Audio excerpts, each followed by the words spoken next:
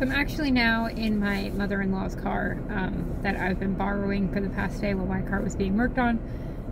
The fun thing is, it actually hasn't been worked on at all. So I took it to a general mechanic. They said there was something wrong with the transmission. So I took it to a transmission specialist. They said there's nothing wrong with the transmission and it's actually a coolant leak. So now I have to drive it back over to the general mechanic for them to work on it tomorrow. I just want my car back, but it's fine. It's fine. At least it wasn't the transmission, because that would really suck. So now I've got to go drive home and hang out there for a bit until my mother-in-law's off work so we can come back here together to drive it to a different mechanic again. Hi there. I was just about to edit yesterday. It's yesterday, but I was about to edit a video and I realized that I introed in the morning, kind of, and then just never recorded anything else. So instead of not uploading anything or just combining it or anything, I figured I would just show you guys inside of our sensory bin. So we store all of our toys in like the 3-drawer plastic organizers, and they're each organized by bin. One bin is for like the little people and dinosaurs and stuff. The other one is for trucks. There's several for trucks because we are a truck family. And just all sorts of different categories like that. And we have one that is dedicated to sensory items because we got a big old sensory seeking family. So I was going to show you some of our favorite items from that. Not all of them because it's all big bin, but just a couple categories of things that really work for us and I think would work for other people as well.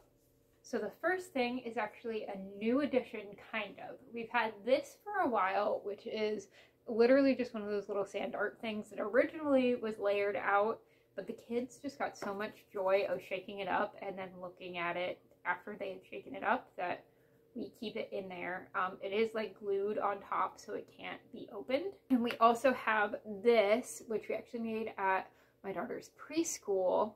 We have 2 of them, and they are filled with glitter. You shake it up and then you watch all the glitter swirl around and then settle down eventually.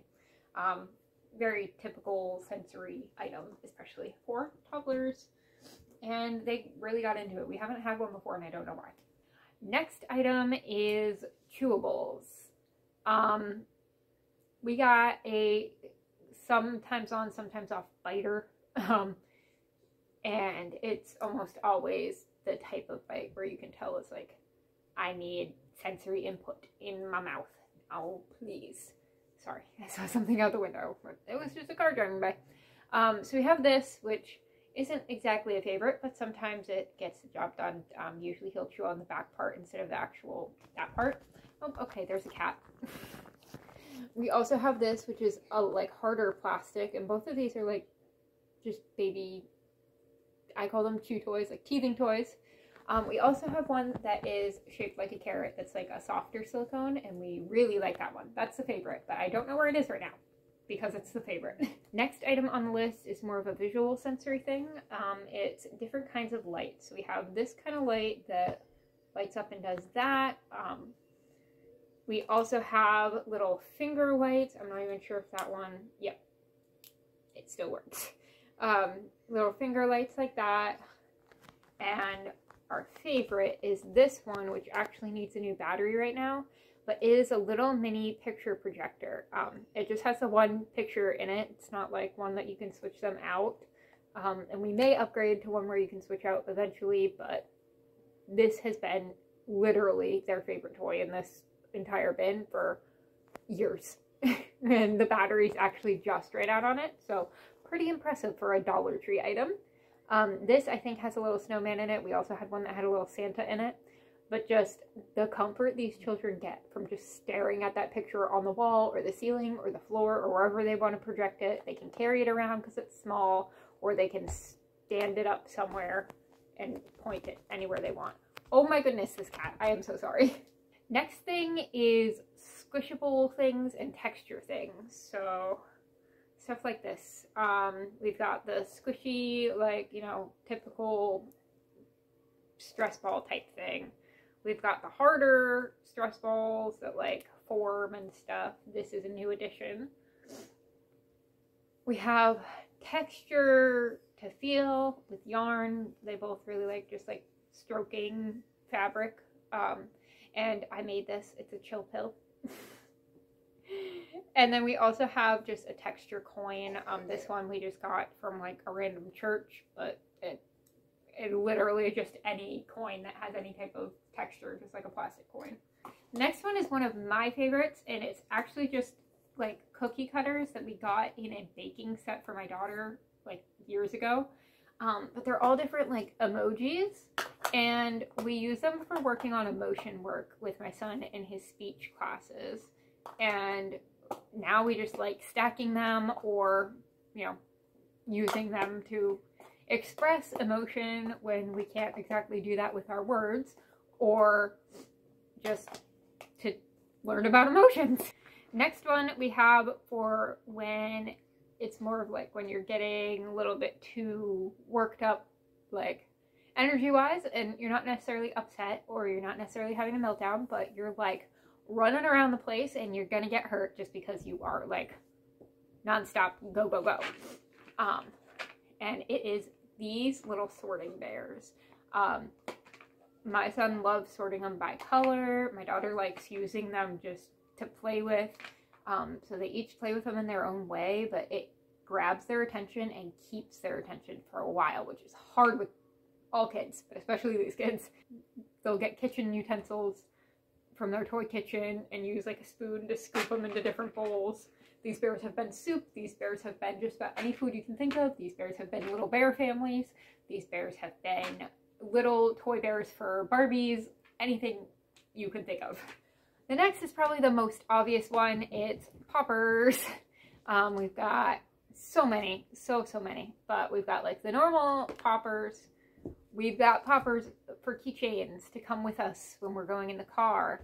And this popper actually sticks to walls. I don't know why I'm doing it to my hand. It's not going to stick. It sticks to like windows or, you know, anything that like a suction cup can stick on. And it also counts as a squishy because it's very squishy. And it pops and unpops itself, so you have to like keep repopping it. And this is one of their favorites. Next one is another focus one. I'm just slowly getting closer and closer to the camera. It is these stacking stones. So they aren't just like a normal like stacking block or stacking cups, because we don't stay interested in those. But these, each one is different size and has different faces, and it's just a bunch of different like weird angled flat faces. And you have to figure out how to get them to like stack on top of each other, and you can make them look really cool. And I like playing with these. They like playing with them. The few times I brought them out around some of Jess's therapists, and they just sat and played with it.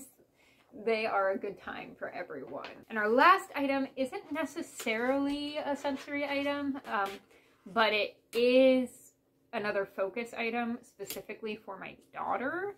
And it is a Leapfrog Leap Pad. We have two books for it, just the two that I'm not sure that they came with it. We got this as a gift, so I know this one came with it because it's like a tester book for all the different programs that they have. And then this one is a Corey Carson because she was super into Corey Carson at the time. And now my son's into it, so it worked out nicely. But it locks, it's got a little handle, and it opens up. It's got the pen. Even just in the book on its own, it has like a bunch of different things to keep her attention. And when she needs a break, but we don't want to do like iPad or screen time or anything, this is a great thing for her to just go. She'll go sit on one of our beds or go sit in our quiet corner or something and just sit there with this and go through the pages, and it helps her learning without her feeling like she's like learning. And it's just a great thing to like help her calm down and help her focus on something else when she's not ready to go run around and be crazy and play with all the toys, but we don't want to do screen time. So I hope to see you tomorrow. Bye! See you later. See you later.